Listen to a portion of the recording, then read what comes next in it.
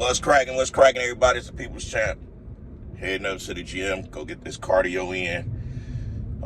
Do full body, do 200 reps of leg extensions with just 90 pounds, nothing heavy. Just concentrating on the squeeze, getting it to the burn, stay in the burn, hold the burn, squeeze throughout it. I'm gonna do those. I'm gonna also attack some inner thighs, outer glutes, for the abductors. I'm gonna do some of everything. I'm getting it cracking. I fly out tomorrow to Reno, Nevada to get it popping. This is the second year in a row that I'm on a pro stage again. My confidence is always up. Even when I lost last year, my confidence was up. So I'm never the one to be a sore loser in my feelings and all of that. As long as I feel like if I brought my best, I'm all the way good. But last year I didn't bring my best. I brought my worst ever, actually. Worse than I ever looked on an NPC stage. So it was something that I had to really get back to the drawing boards and get it back figured out because of me taking those 3 years off before I touched the stage last year. And that's the price that you pay when you walk away from, well, not even walk away from the game, but when you take long period breaks, your body is not going to react how it once did, so you got to learn it all over again, moving along. This prep has been a whole lot harder than the one I did last year. Yes, I prepped myself, and this one, I made sure that I did everything possible. I uncovered every stone. The most important thing that I did that I ain't ever do was cardio. Now, I ain't do a lot of cardio. Now, I breaks it into sections. As I get closer to the stage, I start 4 weeks out, and I do 5 minutes 5 days a week of intense walking on an incline, and then as I get closer and closer, I break the 5 minutes up throughout 20 minutes of that day of training. So I'll be, let's say I'm training back, I'm gonna go do 2 different routines, I'm gonna get back on the treadmill. I'm gonna do 2 different routines, I'm gonna get back on the treadmill. I'm gonna do 2 different routines, I'm gonna get back on the treadmill. So it's like, I just break it up. I know what works for me. I know too much cardio sacrifice more muscle on me, but I'm figuring it out. No one else have been able to figure that out about me, and I think I figured it out. Now, let's talk about this whole fiasco of Samson Dauda competing this weekend as well. What is it, like 3 weeks before the Olympia? Now, you have mixed emotions of folks. Now you have Nick Strength think it's a great idea. You have what does that do? Ivan, he think it's a great idea. You have Matt over with Muscle the Court think it's a terrible idea. You have Nick Trigilli, I think he thinks it's a terrible idea. Don't quote me on that one because I don't have the concrete on that. However, what is Mac Truck's opinion about it? I think it's a great idea. Now, why I say that is because once you are coming with a new coaching style, no matter what, and if your body is already in shape and you always in striking distance, you don't get fat ever, you can play it that close because you might have to tweak certain things. Now, doing a competition 2-3 weeks before a big competition does not sacrifice nothing when you have elite genetics. Now, for someone to think otherwise, it's because they don't have those genetics and they don't have that confidence within themselves to do that.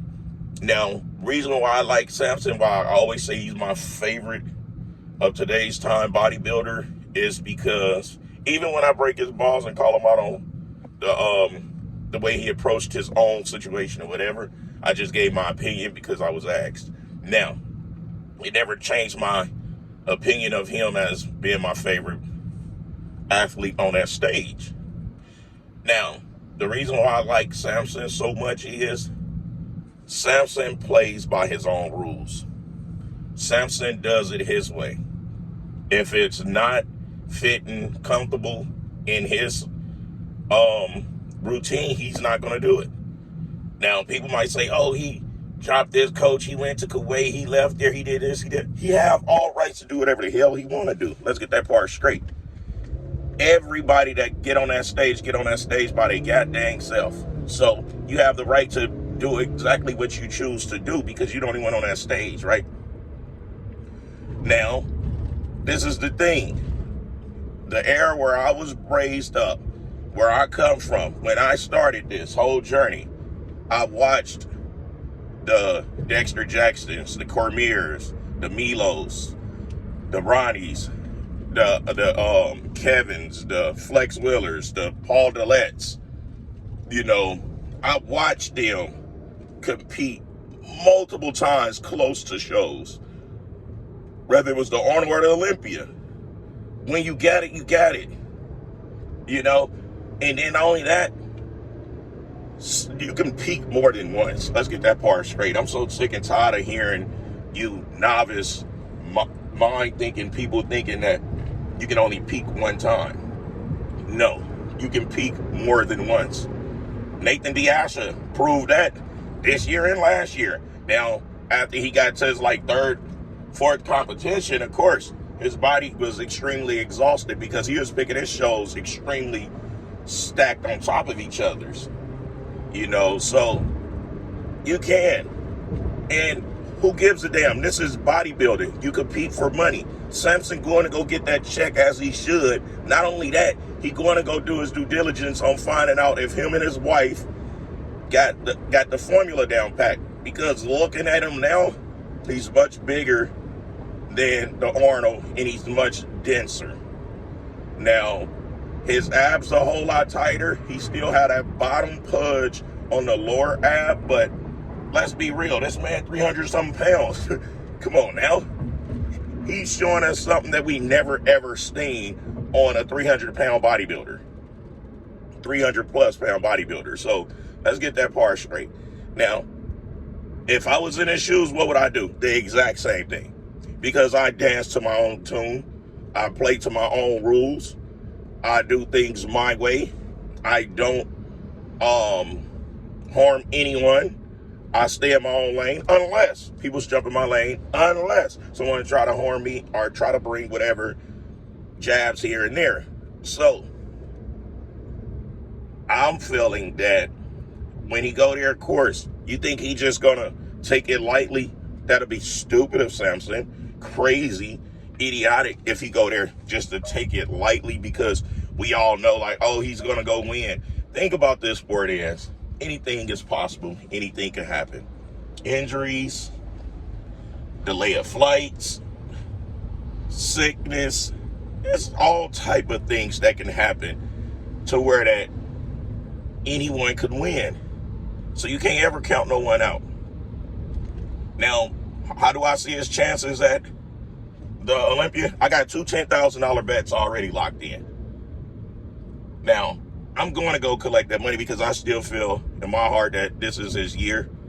And it don't determine on who he's working with on if he's going to be able to deliver. The thing is, he just had to continue chopping at it, and he's consistent.